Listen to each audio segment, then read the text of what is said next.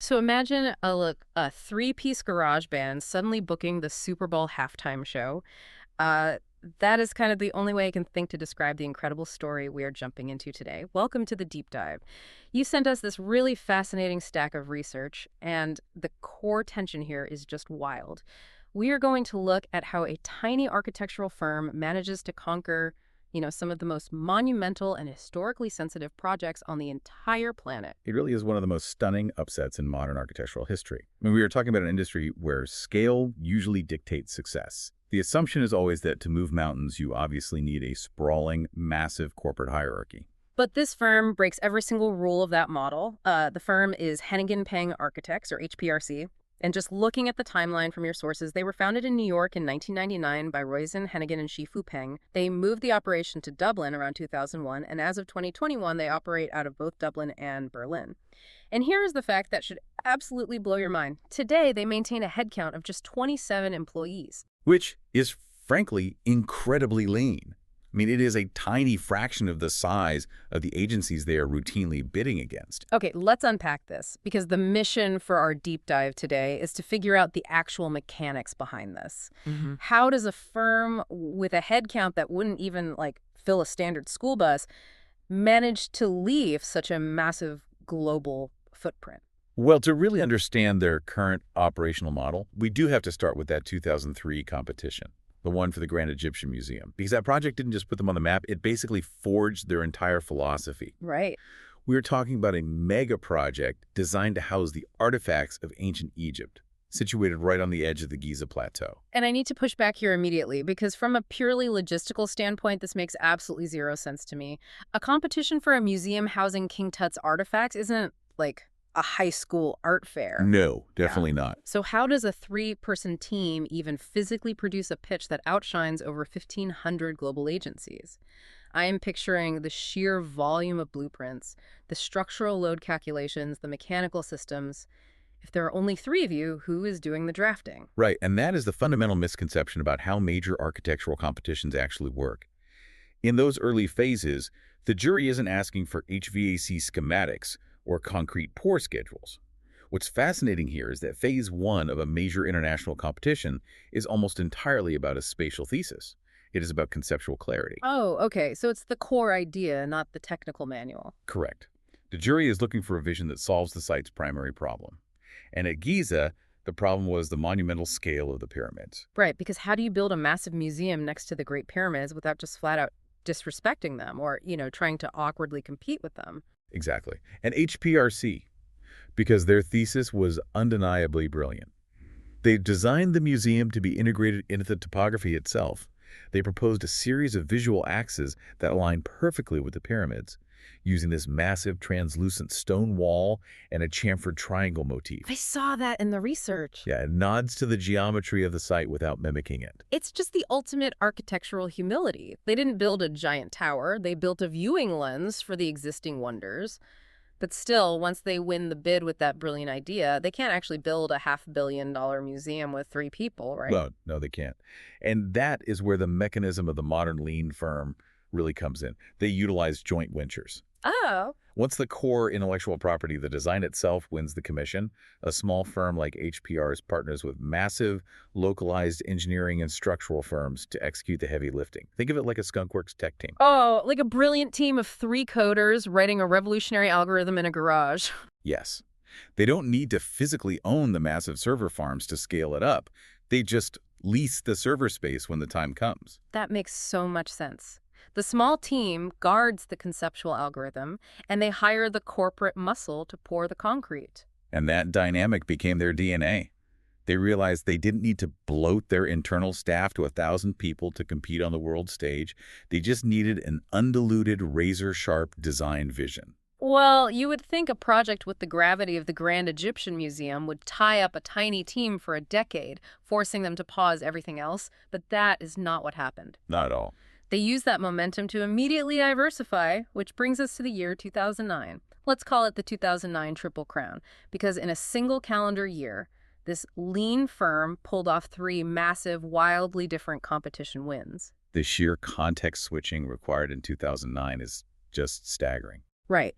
First, they win the Arabsat headquarters in Saudi Arabia, so a major corporate technological hub in a harsh Middle Eastern climate. Second, they win the Mittelfeinbrück, which is this massive bridge over the Rhine River connecting St. Goar and St. Gorshausen in Germany. Wow. And third, a new library and academic building for the University of Greenwich in London. If we connect this to the bigger picture, the danger of what they are doing here really cannot be overstated. Most architectural firms specialize, and they do it for a very good reason: liability and efficiency.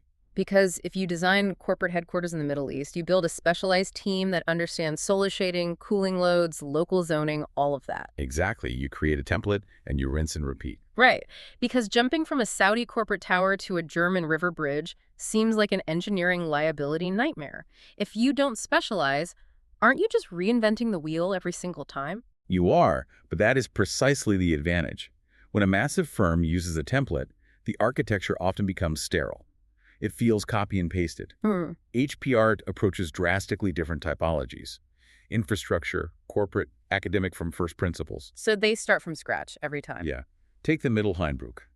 Spanning the Rhine in that specific gorge isn't just about weight distribution. It is about the environmental and visual impact on a historic European river valley. Because HPR isn't a bridge factory, they don't just force a pre-designed suspension bridge onto the site. They analyze the topography totally fresh. Which forces a higher level of innovation. They can't just rely on muscle memory. Exactly. The agility of a 27-person team means the entire office can pivot and swarm a completely novel problem, whether it's the microclimate of Riyadh for Arabsat or the wind shear over the Rhine. And here's where it gets really interesting, especially regarding that third win in 2009, the University of Greenwich project. Because the constraints on the specific building are terrifying. First, the site sits squarely within Maritime Greenwich, which is a UNESCO World Heritage Site. Oh, which means the regulatory oversight is absolute. You are dealing with sightline restrictions, protecting views of the Royal Observatory. Right. And you are building in the shadow of historical heavyweights like Christopher Wren and Nicholas Hawksmoor. Yeah, you can't just drop a shiny modern glass box next to 17th century Baroque masterpieces. Yeah. The historical committees will literally eat you alive. You have to navigate incredibly strict material sourcing, massing, and historical context without, creating a fake Disney-fied historical replica. It requires a profound architectural vocabulary. You have to speak the language of the historical site, but in a totally contemporary dialect. And if the UNESCO committees weren't enough pressure, look at who the building is actually built to house. Your sources note it's for the Department of Creative Professions and Digital Arts and the Department of Architecture and Landscape. Oh, wow. Yeah, they are designing an architecture building for architecture students and professors. It is the ultimate crucible. It is like a chef being asked to cook a meal for a dining room full of Michelin star food critics. There's absolutely nowhere to hide. Every single day, your building is going to be analyzed, critiqued, and dissected by people whose entire academic careers revolve around finding flaws in buildings. If your structural columns are awkwardly placed or your natural light strategy fails in the winter, the faculty will literally use your building as a negative case study in their lectures. But the fact that they won that bid and successfully delivered the Stockwell Street building at Greenwich proves that their first principles approach works. Yeah, they really pulled it off. They integrated the building into the streetscape with terraced roofs and a beautiful limestone facade that respects the historical masonry of London without just mimicking the past. But that strategy of winning bids and generating brilliant concepts has a ceiling, right? Eventually, the conceptual rendering has to become a physical reality. The joint venture partners have to pour the concrete, the glazing has to be installed, and the vision has to somehow survive the brutal realities of budget cuts and construction delays. That is the critical pivot point for any architectural practice. The transition from the drawing board to the physical site is where many ambitious conceptual firms stumble. Right. The final building often looks like a watered-down, compromised version of the original winning pitch. So let's look at their execution. Let's look at the finished, built works highlighted in the research and the industry acclaim they have actually racked up. Because the trophy cabinet for this 27-person firm proves the original vision survives the construction process intact. The recognition they receive isn't just frequent, it is of a very specific, high-caliber nature. We have the Araz Childar project in Kildare, Ireland, taking home a RUBA European Award in 2006. We have the striking angular footbridges they designed for the London Olympic Park. And then we have the Giant's Causeway Visitor Center in Northern Ireland. Oh, that one is incredible. Yeah, that project won a Rubba National Award, earned a nomination for the Sterling Prize in 2013, and was shortlisted for the Mies van der Rohe Award that same year. We need to pause on those specific awards because they aren't just generic trophies. The Sterling Prize, for example, is the highest honor in British architecture. It doesn't just reward a pretty photograph. The judges actually visit the building. Oh, wow. Yeah, they evaluate the tectonic rigor, the spatial experience, and how the building serves its users. And the Mies van der Rohe Award focuses heavily on conceptual and constructional innovation within a European urban or natural context. So they are being judged on the absolute highest standard of physical execution, not just the theory. Precisely. And the Giant's Causeway project is a masterclass in execution. Think about the site. It is an ancient volcanic landscape famous for its perfectly hexagonal basalt columns. It is mythic. Right. The architectural challenge is basically impossible. Build a massive tourist infrastructure facility on a pristine natural wonder without ruining the natural wonder. A lesser firm would have built a giant, obtrusive glass dome, or worse, they would have tried to literally build a fake basalt column building, which would just look like a theme park. HPRC took a completely different route. They designed essentially an invisible building. They used the natural folds of the landscape, tucking the massive facility into the ridgeline. That's brilliant. They extended the natural grass across the roof, so from certain elevations, the building vanishes into the agricultural landscape. And for the visible facades, they used dark, vertical stone mullions that echo the rhythm and geometry of the basalt columns without cartoonishly copying them. They just weave it right into the geology. And we see that same deep contextual integration jump to a totally different part of the world in 2019 when they win the Aga Khan Award for architecture for their design of the Palestinian Museum in the West Bank. And the Aga Khan Award is one of the most rigorous architectural prizes in the world. It specifically recognizes architecture that successfully addresses the needs and aspirations of communities where Muslims have a significant presence. It is not just about aesthetics. It is about social, cultural, and environmental impact. So what does this all mean? When I look at this specific list, the Giant's Causeway, the Palestinian Museum, the Greenwich UNESCO site, the Egyptian Museum, I see a blazing neon pattern. They aren't just building generic office parks off the highway.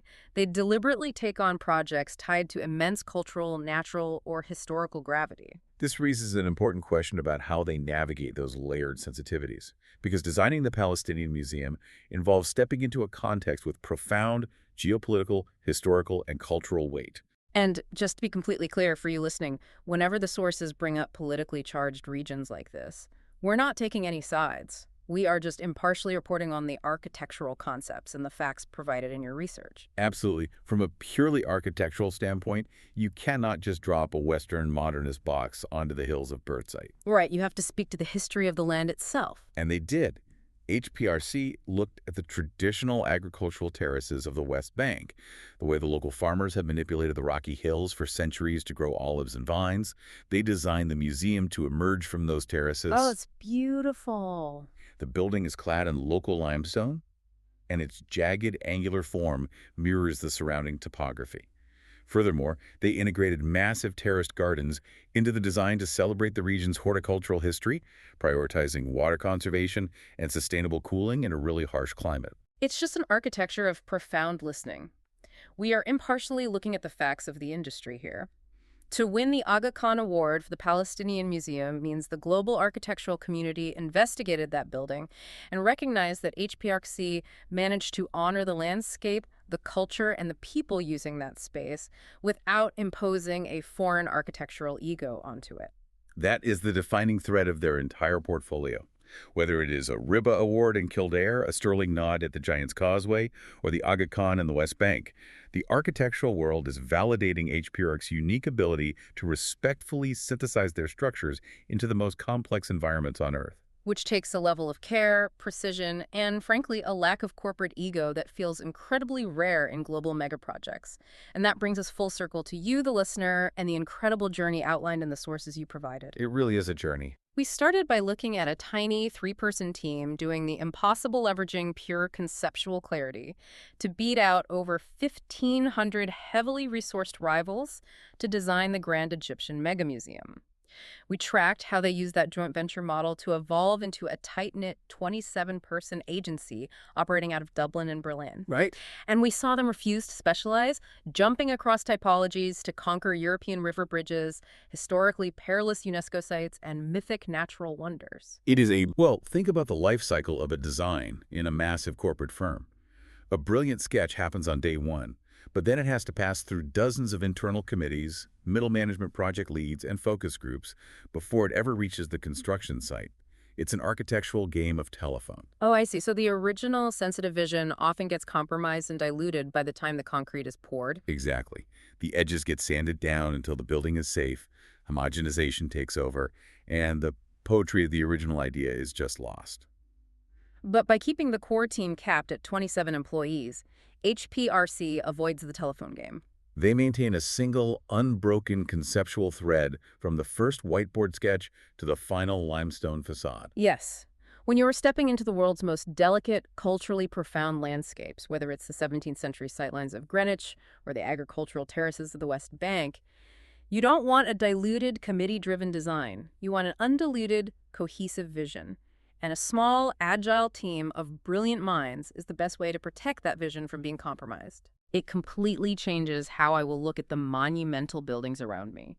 The most profound impacts on our global landscape don't always come from the skyscrapers filled with thousands of drafting tables. Sometimes they come from the smallest rooms, where the idea is protected at all costs.